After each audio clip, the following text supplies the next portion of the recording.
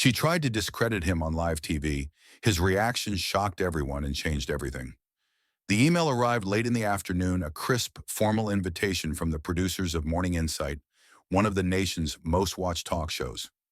James Carter read the message once, then again before setting his phone down. He knew this game. For years, mainstream media had a pattern. They spotlighted black entrepreneurs when it suited them, when they needed a feel-good story, a convenient narrative of progress. But James wasn't just another success story they could parade around for applause. His company, Quantum Dynamics, had just secured a $250 million government contract, beating out some of the largest corporations in the industry. That wasn't luck. That was years of relentless work, sacrifice, and sleepless nights, and now they wanted him on air. Across the room, his assistant, Alyssa, watched him carefully. "You sure you want to do this?" she asked, arms crossed. "You know how these shows work. They build you up just so they can tear you down." James leaned back in his chair, exhaling. He'd had the same thought. There was an angle here, there always was, but he wasn't afraid. "I'll handle it," he said, voice steady. "Besides, let's see what they really have to say." The morning of the interview, James arrived at GNT Studios in New York City. The air inside the green room was cool, sterile, too quiet. A young producer barely looked up from her clipboard as she greeted him. "Mr. Carter, thanks for being here. We'll mic you up in 5. No small talk, no warm-up, just in and out like a transaction.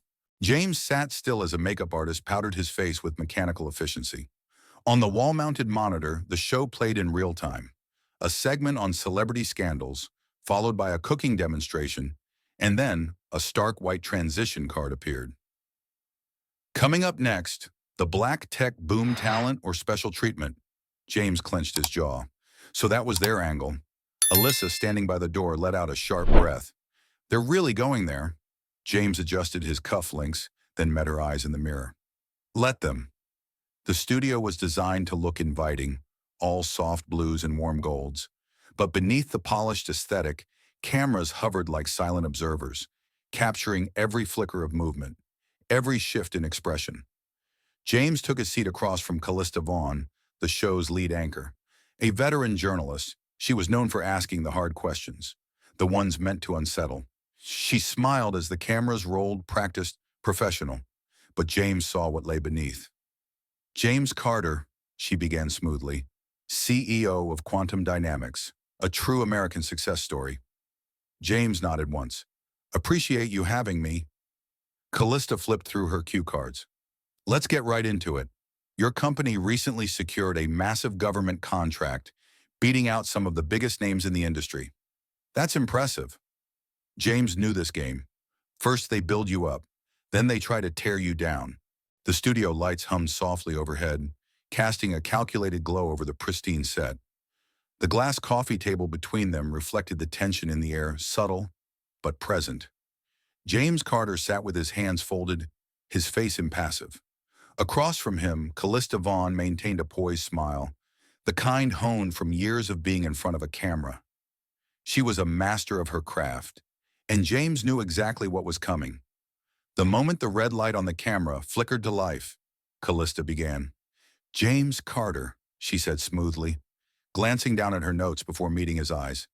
CEO of Quantum Dynamics, a man who built his company from the ground up and just secured a $250 million government contract. A true American success story. James gave a slight nod. I appreciate you having me. She tilted her head slightly as if considering his words. Let's get right into it, she continued, flipping to the next card. Your company's recent success has made waves in the industry, beating out some of the biggest names in tech. That's no small feat. James could already see the shape of the conversation forming. They start with praise, make it seem like they respect your work. Then, when the audience is comfortable, they shift the narrative. And then came the pivot. But, Callista said, the practiced smile never slipping, some industry analysts have raised questions. She let the words linger before continuing. Given today's climate, many corporations are making efforts to diversify. Some are wondering, did your company win this contract solely on merit? Or was there an effort to ensure minority-owned businesses had a fairer shot? There it was. James felt the shift in the air, the subtle tightening of his chest that always came when his success was framed as a product of anything but hard work. He didn't react immediately. Instead, he let a beat pass, then another. And when he finally spoke, his voice was measured. "I've heard that argument before," he said, leaning slightly forward. "It's funny, though. When a black entrepreneur wins, people call it special treatment. But when a company that's been run by the same wealthy families for generations wins a contract, no one questions it." The air in the studio shifted. Off camera, the producers exchanged quick glances. Callista, to her credit, didn't miss a beat. "So you're saying race played no role at all in your success?" James exhaled through his nose, a quiet chuckle escaping before he could stop it. "Let me ask you this, Callista," he said, his voice calm but firm. "When SpaceX won its NASA contracts, did anyone ask if Elon Musk got them because of his background? When Jeff Bezos landed government deals for Blue Origin, did anyone suggest he was there to meet a quota?" Callista held his gaze, but James caught the slight tightening of her jaw. It was subtle, but he saw it. She glanced down at her cue cards again. "You don't believe that diversity initiatives play a role in these decisions?" James sat back, lacing his fingers together. "They help level the playing field," he acknowledged. "But what people forget is that the playing field was never level to begin with." Callista kept her polished smile, but her posture shifted ever so slightly. She wasn't done. She turned the page of her cue cards, her voice softening. "James, let's talk about your journey. You grew up in Detroit, raised by a single mother, attended public school, worked multiple jobs while putting yourself through college. That's inspiring." James felt the shift. The strategy was changing. "But," Callista continued, "some might wonder, how does someone with no Ivy League background, no deep family connections, go from that to securing contracts that billion-dollar corporations failed to land?" She let the question hang in the air, the implication clear. "How did you get here? Did someone pull strings?"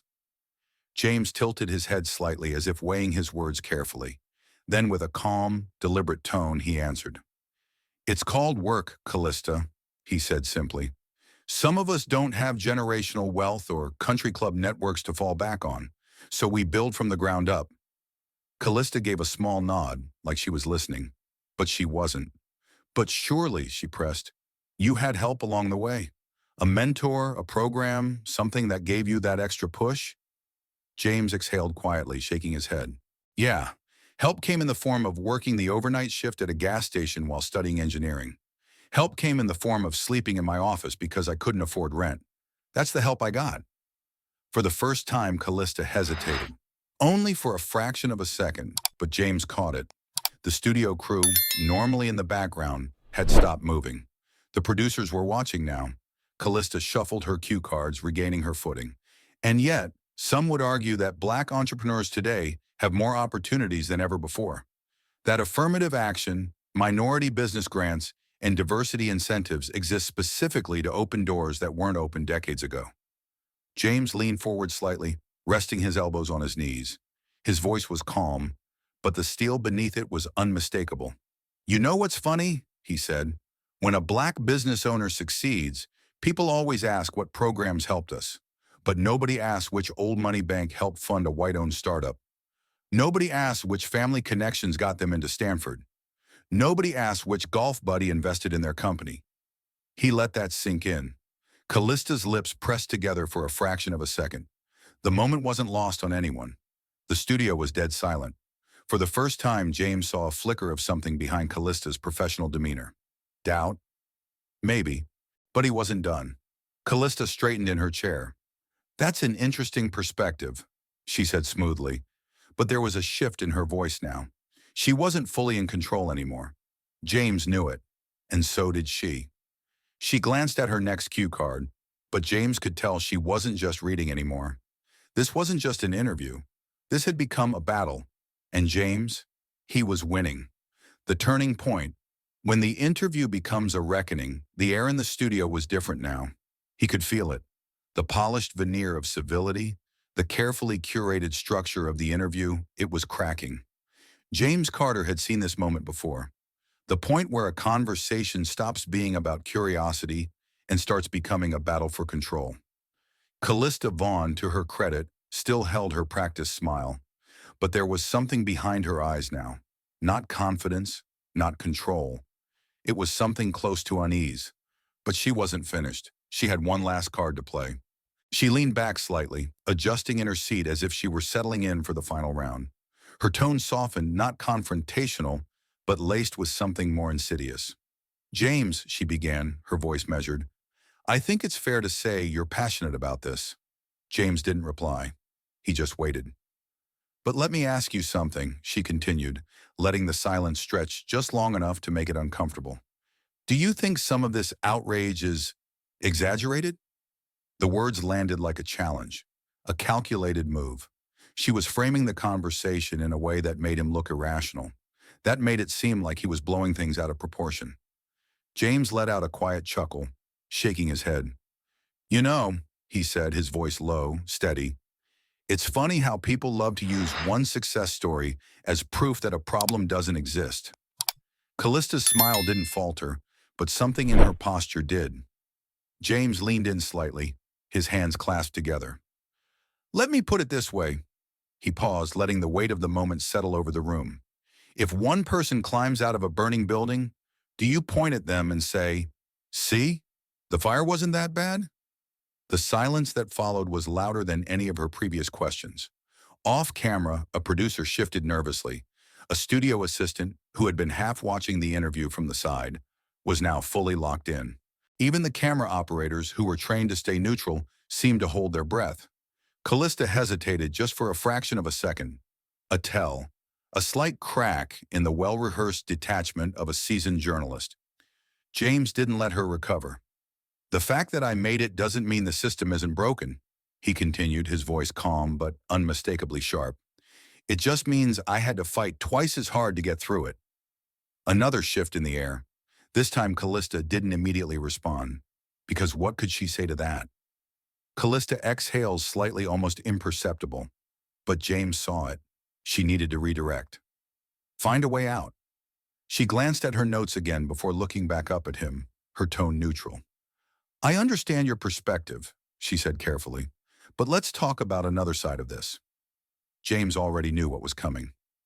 "When it comes to success," she continued, turning slightly toward the cameras, her voice adopting the careful, balanced tone used for damage control, "some might say that race isn't the real issue here, that it's more about resentment." James raised an eyebrow but didn't interrupt. Callista kept going. "After all," she said, "you've been very vocal about big tech companies not hiring more diverse executives. You've criticized venture capital firms for their lack of investment in minority-owned startups. But what do you say to those who believe that in today's economy, success is based on hard work, not race?" She leaned forward slightly, holding his gaze, and just like that, the trap was set. If he pushed back too hard, he would look angry, the stereotype they were waiting for him to fulfill. If he softened, he would lose the power of his message. But James had been here before. He exhaled through his nose, then locked eyes with her. "I say," he began slowly, his voice calm but razor-sharp, "that people love to believe in fairy tales when they're the ones benefiting from them." A ripple of silence washed over the set, the kind of silence that sticks. James let the weight of his words settle before continuing. "Let's be real," he said, his tone even, unwavering. "Black entrepreneurs still get denied loans at twice the rate of white business owners. Less than 2% of venture capital funding goes to black startups. And even when we prove ourselves, even when we succeed, we still get asked whether we actually deserved it." Callista's expression was unreadable, but she wasn't speaking. Because for the first time in this interview, she didn't have a scripted response. James could feel the entire room holding its breath. Callista shifted slightly in her seat. "I hear you," she finally said. James just smiled. "No," he said. "You listen. But do you hear me?" Another beat of silence, and then the producer's voice cracked over the speakers. "All right, we need to take a quick break." Callista, regaining her composure, forced a polite smile. "We'll be back with more after this." But the damage was done. By the time James was in his car, his phone was blowing up. Social media had already erupted. Clips of the interview were everywhere. Some called him brave. Some called him combative. Some called him angry. Some called him right. The headlines rolled in within the hour. James Carter's viral moment, a reckoning for America's meritocracy. CNN James Carter just exposed the media's bias on live TV. Business Insider. Is James Carter the new face of corporate entitlement? Fox News. The nation was on fire, and Callista Vaughn, she had gone into damage control mode. The next morning, she gave a carefully rehearsed statement on her show. I respect Mr. Carter and his accomplishments. My job as a journalist is to ask the questions the audience is thinking. If my questions made people uncomfortable, that only proves how necessary they were. Translation? She wasn't backing down. And James? He just smirked. Alyssa, his assistant, scrolled through emails. You know, she said, we just got a flood of new investor inquiries. People want to work with us. James chuckled dryly. Let me guess, the same people who ignored us last year? She shrugged. Guess being controversial is good for business. But James knew better. This wasn't just about business anymore. This was war. The fallout, when the truth cannot be ignored. The sun had barely risen over New York City, but the world was already awake. James Carter stood in his office, phone in hand, watching the numbers climb. Views, shares, comments, headlines. His interview from the night before wasn't just a viral clip. It was a flashpoint. The internet was on fire. Some called him a truth-teller. Others labeled him an agitator. The media machine was spinning at full speed, trying to frame the narrative before he could. James took a slow breath, scrolling through his notifications. CNN, James Carter's viral moment, a reckoning for America's meritocracy. Fox News, is James Carter the new face of corporate entitlement? Business Insider. What James Carter's interview reveals about race and success in America. And then, there was Callista Vaughn. The morning after the interview, she sat in her pristine studio, delivering her own version of events. I respect Mr. Carter and his accomplishments, she said, her voice smooth, measured. My job as a journalist is to ask the questions the audience is thinking. If my questions made people uncomfortable, that only proves how necessary they were. James laughed when he saw it. She wasn't admitting anything.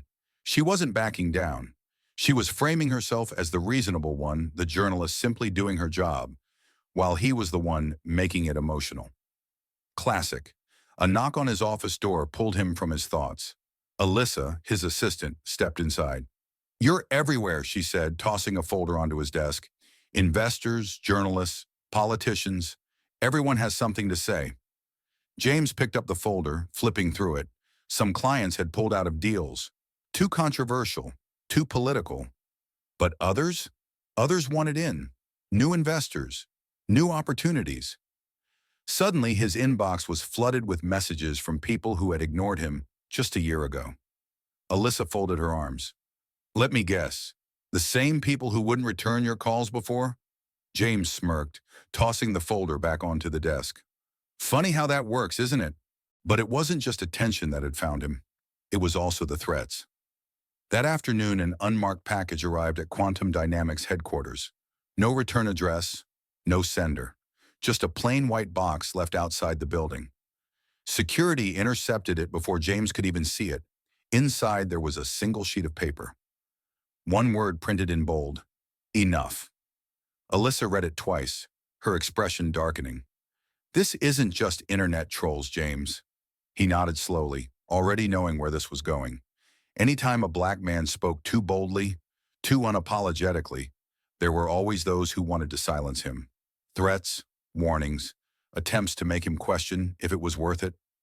James exhaled, rubbing his temple. He knew the cost, and he knew backing down wasn't an option. 2 days later, a new offer landed on his desk, a major news network. They wanted him, a one-on-one televised special, a full hour, no panel of experts to talk over him, no surprise attack interviews, just him, talking about race, business, and the system that wasn't built for people like him to succeed. James sat in his chair, staring at the offer. Alyssa sat across from him. You know what this means, right? He nodded but said nothing. If you do this, she continued, leaning forward, You're not just a CEO anymore. You're not just a businessman. You become a symbol, a movement. James drummed his fingers against the desk, thinking he could walk away, let the noise die down, get back to business, build his company in peace, or he could use this moment, not for clout, not for attention, but to say the things nobody wanted to hear, to say the truth. James picked up the folder, flipping through the details. Then he set it down. "Tell them I'll do it," he said. Alyssa raised an eyebrow. "You sure?" He nodded once, decision made. "Yeah," he said, "but on my terms." When the announcement broke, the reaction was immediate. Some people were thrilled. Others, not so much. Cable news lit up with debates about whether James was a business leader or an activist. Social media erupted. "James Carter's about to shake the table. Get ready." They really tried to silence him, and instead they gave him a bigger platform. I love it. He should just stick to business. Not everything is about race. Another millionaire playing the victim. Yawn. James didn't respond to any of it. He was focused, preparing. Because when he stepped onto that stage, when he looked into that camera, he wasn't going to waste a single second. This wasn't just about him anymore. The night of the broadcast, the entire country was watching. The lights in the studio were dimmed, creating an intimate, almost somber atmosphere. There were no distractions, no sound bites, no interruptions, just James Carter, sitting in front of the camera. And then he began. "You know," he said, his voice steady, "I didn't ask to be here. I didn't wake up one morning and decide I wanted to be the center of a national debate." He leaned forward slightly. "But here we are." And for the next 60 minutes, he told the truth. No filters, no softening, just reality. About what it meant to be a Black entrepreneur. About the barriers, the double standards, the unspoken rules. About the system that wasn't broken, it was built this way. He didn't raise his voice. He didn't need to, because the truth was loud enough on its own. And when the broadcast ended, when the screen finally went black, the world didn't see him the same way anymore. The morning after, James sat in his office, drinking his coffee, watching the world react.